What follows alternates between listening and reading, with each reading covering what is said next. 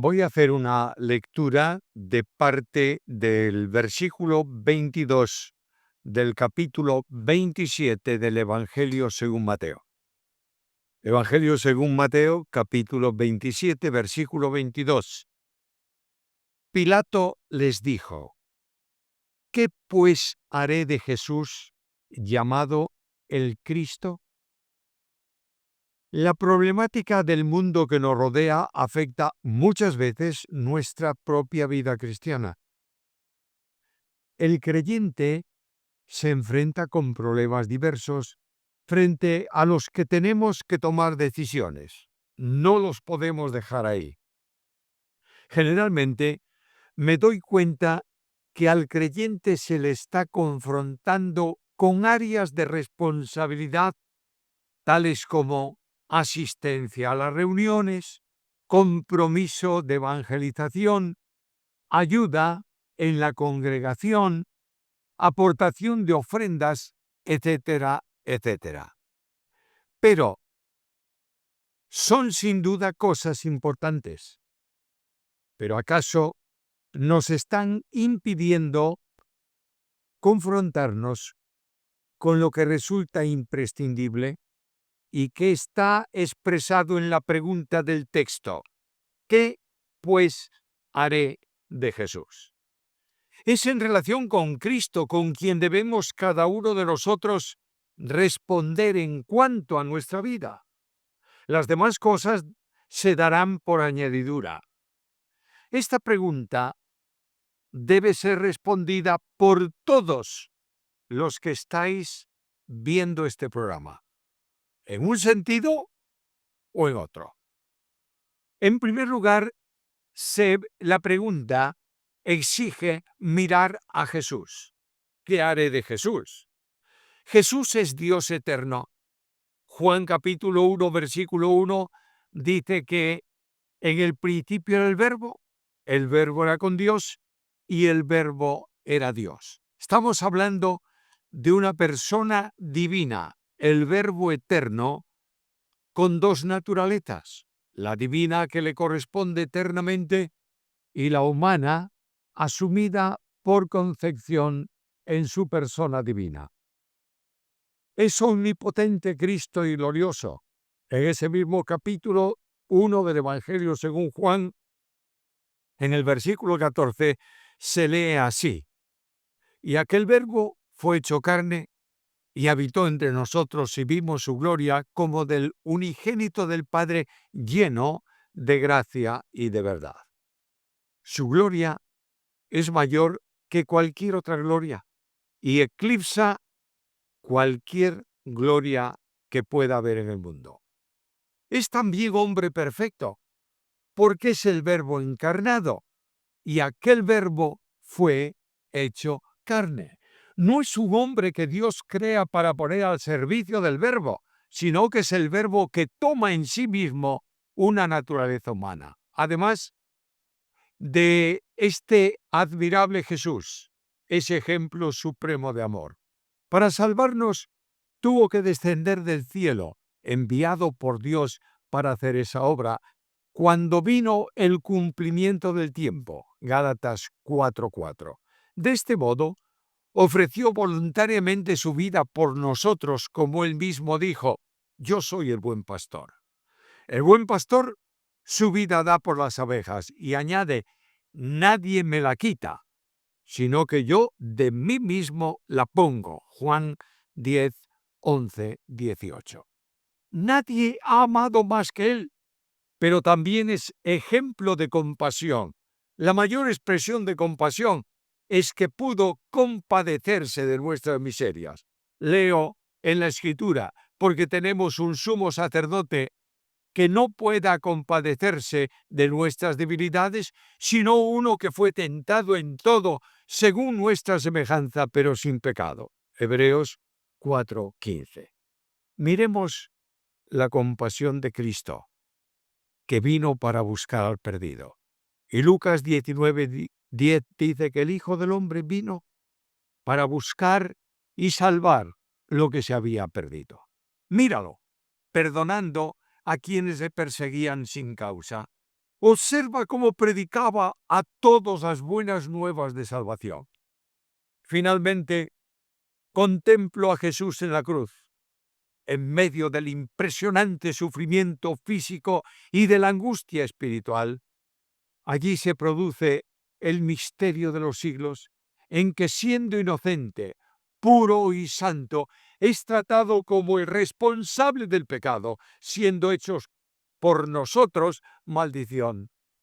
Detente un instante.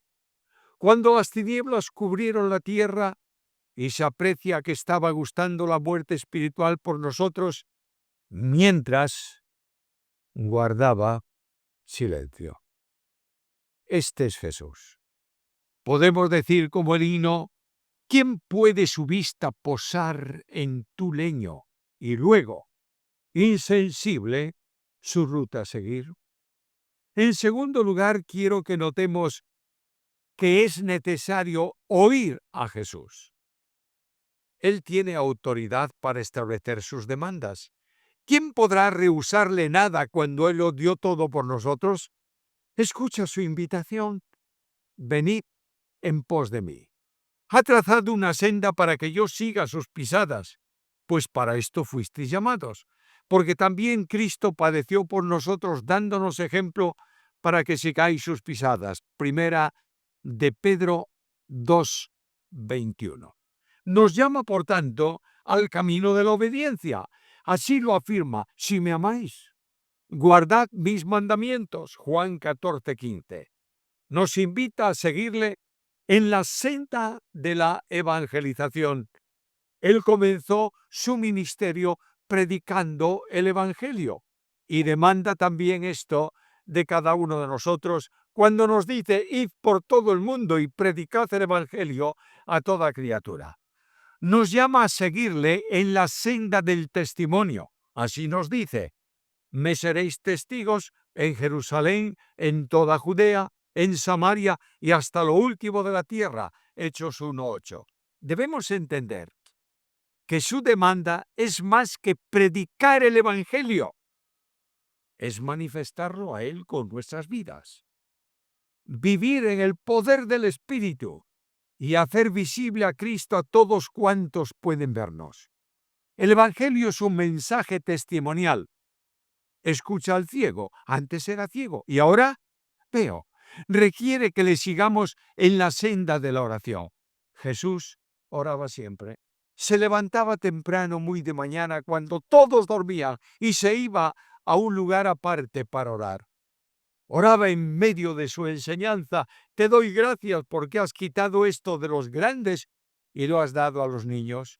Oraba cuando tenía que tomar una decisión: cómo escoger a los 12 apóstoles, dedicando antes toda la noche para orar. Oraba en el comienzo del tiempo de la cruz: Padre, perdónalos, porque no saben lo que hacen. Oraba en el concluir de su vida: Padre, en tus manos encomiendo mi espíritu. Ahora lo pide también de nosotros, que dediquemos tiempo a la oración. Seguir a Jesús es vivir el camino de la dependencia. Él dice: sin mí nada podéis hacer. Atender a su invitación es seguir el camino de la entrega total como Él hizo. Y Pablo lo recuerda en Romanos 12:1, donde dice: hermanos, os ruego por las misericordias de Dios que presentéis vuestros cuerpos en sacrificio vivo, santo, agradable a Dios, que es vuestro culto racional. Por último, tengo que decidir sobre Jesús. La pregunta del versículo es muy precisa: ¿qué haré de Jesús? Solo hay dos respuestas a esta pregunta: seguirle o rechazarle. No puede quedar hoy sin respuesta de cada uno de los que estáis viendo el programa y también mío. El resultado es concreto. Alejarse de Jesús es entrar en la esfera de la frustración, del fracaso, de la tristeza, como ocurrió con el joven rico que se encontró con el Señor, al que demandó Jesús que le siguiese. Oyendo esto el joven esta palabra, se fue triste porque tenía muchas posesiones. Mateo 19:22. Solo hay victoria con Jesús. He mencionado antes la frase que repito ahora, porque separados de mí, nada podéis hacer. Hay luz en el camino cuando se siga a Cristo, que es la luz del mundo, y Él promete: el que me sigue no andará en tinieblas. Solo hay gozo con Cristo, que pone su gozo en nosotros aún en medio de las pruebas y de los conflictos de la vida. El Espíritu Santo reproduce en nosotros el gozo de Jesús. El poder está también en Jesús, de modo que podemos decir: todo lo puedo en Cristo que me fortalece. La cuestión es importante y con la pregunta quiero cerrar esta reflexión. ¿Qué haré de Jesús? ¿Qué vas a responder? Que cada uno de nosotros, en la intimidad de nuestra alma, digamos: Señor, quiero ser como tú y servirte para tu gloria.